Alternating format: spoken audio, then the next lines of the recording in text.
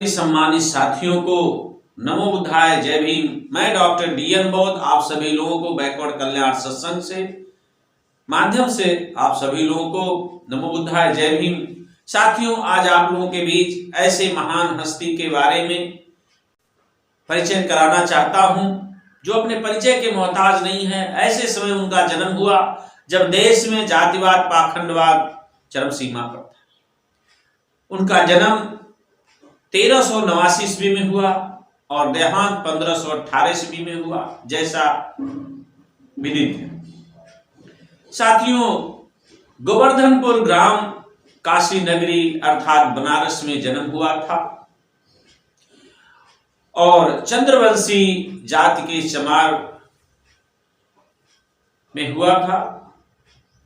उनके दादी का नाम लखपति था और उनके दादा बाबा का नाम कालूराम था। उनकी माता का नाम कर्मा देवी, कलसा देवी नाम से भी जाना जाता है।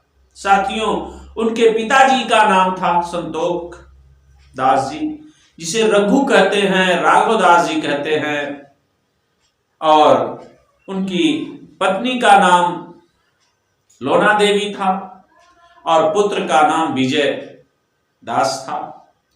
साथियों, कम छोटी उम्र में उनकी शादी हो गई थी।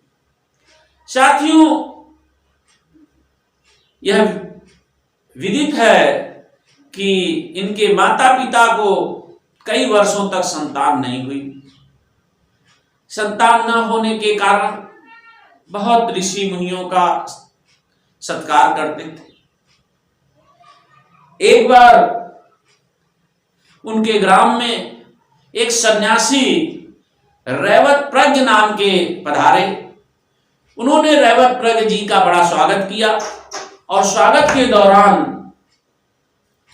जब उनसे प्रसन्नचित हुए रैवत प्रज्ञ जी, तो उन्होंने कहा, आपके एक बहुत ही विद्वान प्रखर बुद्धि का पुत्र का आगमन होगा, हमें ऐसा महसूस हो रहा है। 1-2 साल के बाद संत रविदास जी का जन्म हुआ, तो रैवत प्रज्ञ के नाम से रैदास कहा गया।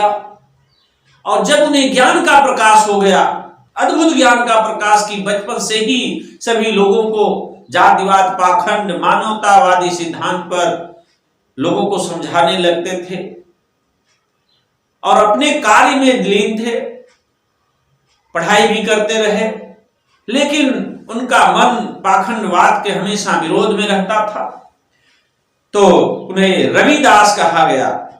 एक बार काशी की नगरी में बहुत दूर दूर के लोग स्नान करने आते थे और उसी दौरान सभी लोगों को पता है, चित्तौड़गढ़ जो राजस्थान में, वहां के राजा महाराणा सांगा की पत्नी झाली, रानी झाली जी, उनके विचारों से इतना प्रभावित हुई। बनारस के घाट पर एक तरफ सारे पाखंडवादी अमानवीय मूल्यों से, जिसे ब्राह्मण कहेंगे, वो एक तरफ थे और एक तरफ संत रविदास उनके विचारों को, हर चीज का खंडन कर रहे थे, जिससे वो इतनी प्रभावित हुई कि जब वो अपने राज लौटी तो अपने मंत्री से आमंत्रणा भेजी कि हमें ऐसे विद्वान व्यक्ति को बुलाइए, हम अपने राज दरबार में स्वागत करेंगे। मंत्री जी संत रविदास जी के पास गए और संत रविदास जी उनकी आमंत्रण को स्वीकार किए और चित्तौड़गढ़ गए।